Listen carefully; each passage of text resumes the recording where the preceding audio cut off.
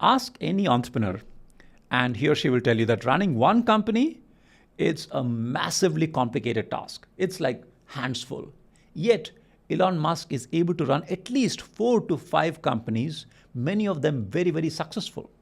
So, how does he manage to do so much? What is his productivity methodology? That is what I'm going to share with you now.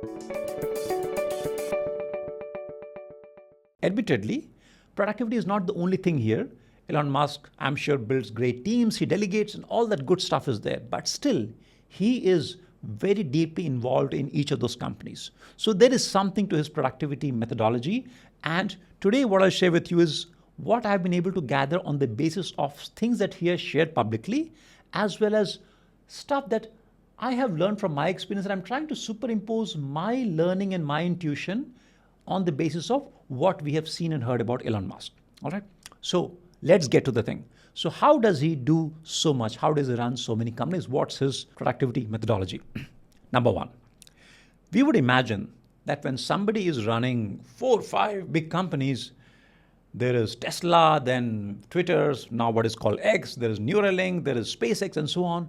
So anytime he would be surrounded by people from all these companies, and there would be somebody's asking some question from this team or this organization, and he's answering one question, giving some instruction here, solving some problem here. So his mind is running around and he's doing it super efficiently. So he is the ultimate multitasker. That is what will be our guess. And it turns out that is completely wrong. In fact, he is exactly the opposite of this super multitasker. He does one company at a time, one thing at a time.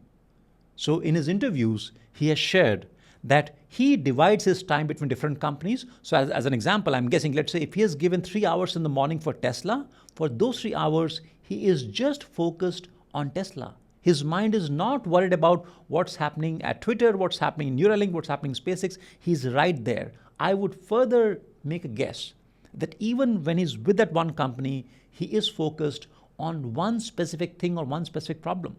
So he is the ultimate single tasker. Yes, when he's done with that, he has to switch to something else, but he's not doing 2 things simultaneously. This, I think, is his single biggest strength. If you take nothing from this video, just take this one thing. No multitasking, monotasking, one thing at a time. All right? The way I generally do it is I'll be working at SpaceX on Monday, and then Monday night fly to the Bay Area,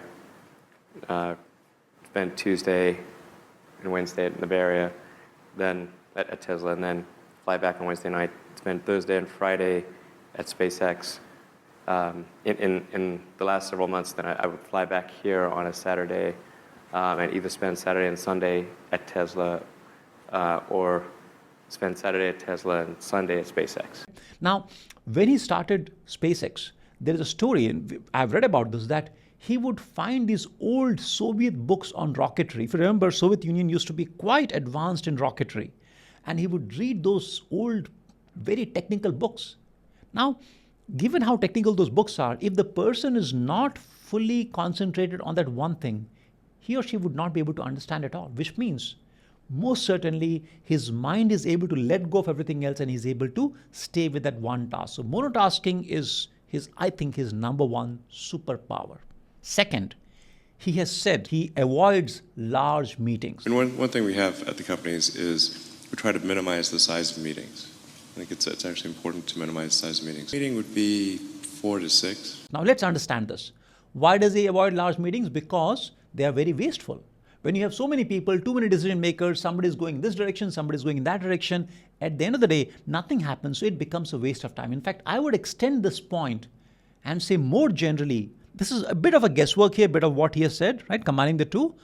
He does not waste his time. Of course, I'm not saying he's super efficient all the time. He certainly goes and tweets and picks up fights with people. So he does all of that, right? But that's only part of his story. When he's not doing all that, he is, I'm pretty certain he's very, very conscious about how he's spending his time. He avoids wastage, which is opposite of a lot of the time what we do in our lives is completely the opposite. So let's say if I send you an email, okay, you don't know me, I send an email, hey, let's get on a call. Most people will say, yeah, sure, why not? Let's get on a call. Why? Because what's the downside? Downside is your 1.5 hours can easily go waste. And that is a big part of your work life. So avoiding wastage is, in my opinion, one of the most important things if you have to be productive.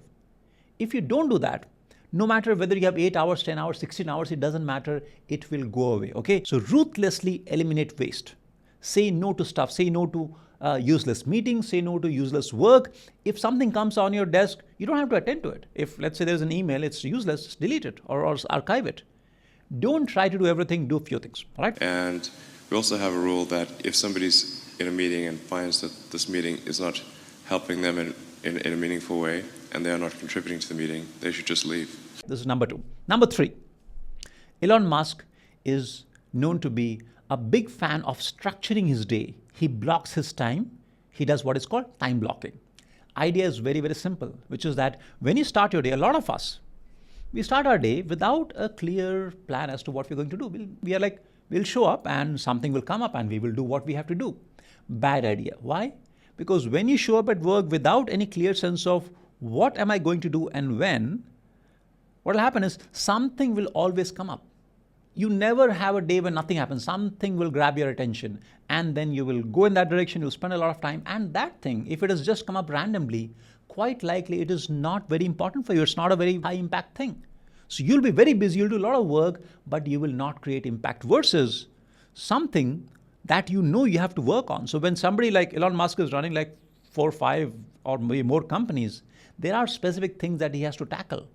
And if he allows just business to take over, things will not move. So he has time blocked for different things. Plans out his day in increments and assigns blocks to each activity throughout his day, including emails, meetings, and even breaks. Now you might say my schedule is very unpredictable. Well, for somebody who's running like a couple of companies, that person also will have the same problem.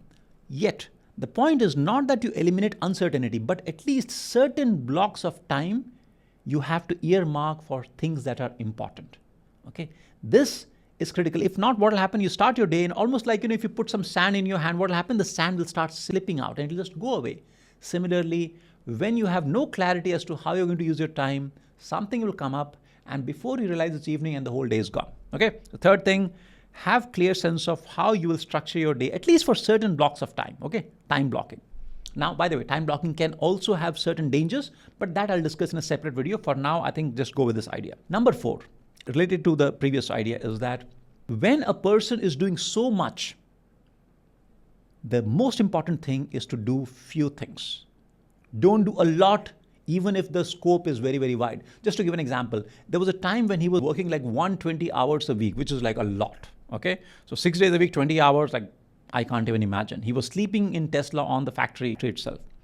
I was living in the factory in Fremont and the one in Nevada for 3 years straight. Now, I'm pretty sure hard work is part of the answer, but there's one more thing. This is a guesswork, okay, but I'm pretty certain about this. Even when he was working on many, many things, I'm pretty certain he was able to give his time to the most important thing. So there would have been a lot of things happening in Tesla, maybe some problem on the factory floor, on the production, assembly line, technology, R&D, maybe HR people are saying something, marketing team has a problem, finance team has a problem, board has a problem, all of that would be fine. But then I'm pretty certain he was able to give his mind to the most important thing, prioritization. Okay, without that, nothing would happen. So if you can get these 4 pieces right, okay, which is that, number 1, monotasking, no multitasking. Number 2, avoiding waste. Number 3, structuring your day. And number 4, prioritization. I can say with confidence, if you can do these 4 things, even with half the efficiency with which Elon Musk does it, you will be way more efficient than you presently are. I'm not saying you'll become like him. I'm not saying you'll be running 5 different companies, but you can be 5 to 10 times more productive than what we are right now. Just these 4 things. Try it out. Thank you.